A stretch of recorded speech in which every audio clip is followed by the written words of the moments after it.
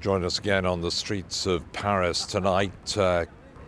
Quiet here at the moment as the French people absorb the shock and the horror of what happened earlier today.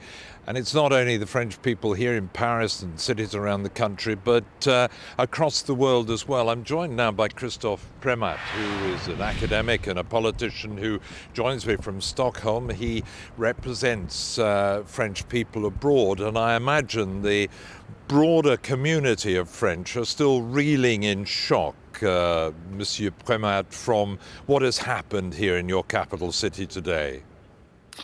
Well, actually, thank you very much. Of course, we had a strong feeling of sadness, and we had a few meetings during in front of the French embassies in Stockholm, Oslo, and London, where peaceful people just came together to mark their solidarity to what happened today in Charlie Hebdo. This is a very it's a hard day for every French citizen today, and I think for every democratic citizen in the world. So it's a mourning day, and the president already announced that we will have 3 mourning days in honor of in memory of Charlie Hebdo.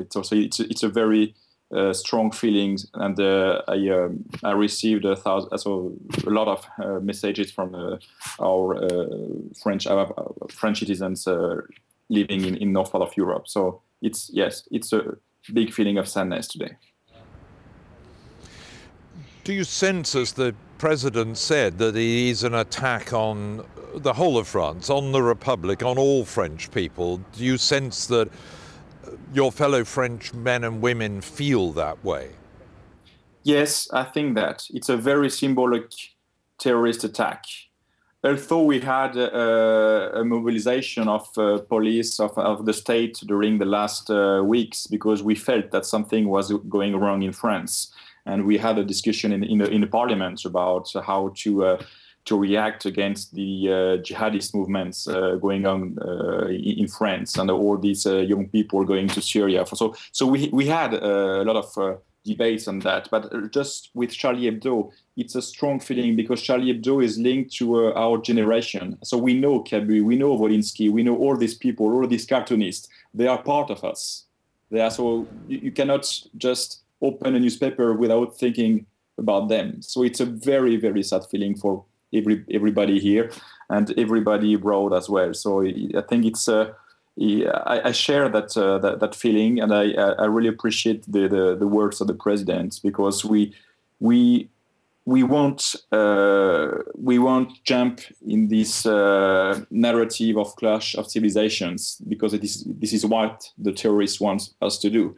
But we will react with our values, and we will react in dignity, and we protect our citizens and our core values, which is, of course, the freedom of speech. So that's this feeling that we have and that we share together tonight. It's an attack as well on the freedom of speech, on the liberty that France holds so dear. How do you think French journalism and the French people will respond to that attack on a very basic right? Well, I think they will go back to work. They will pursue their work. They will investigate. They will share this. They will promote this freedom of speech, because they know that some people try to capture those voices by shooting journalists. And I think that they will get back to work with a strong feeling of dignity, because they know that citizens are back them, that citizens are supporting this value, because without that we cannot have a world. We cannot share a world. We cannot share feelings. We cannot share information, and this is very important for our country. So I think that journalists will react with strong feelings. They will get back to work, and they will feel that we had to defend altogether this value, because this is very important for our dialogue, for our democracy. So I think, yes, that's a real symbolic, a real political act, but we will react against that aggression. And I think that all the words that I listened today were yes, were in that way. So I'm pretty proud of that, because I think that journalists know that they have to pursue their jobs in order to get rid of those terrorist attacks, of those feelings of threats. Christophe, thank you very much. Christophe Premat there, representing the French community abroad. Thank you for your thoughts tonight. We'll have more from Paris in just a moment as the manhunt for the three gunmen continues long into the night.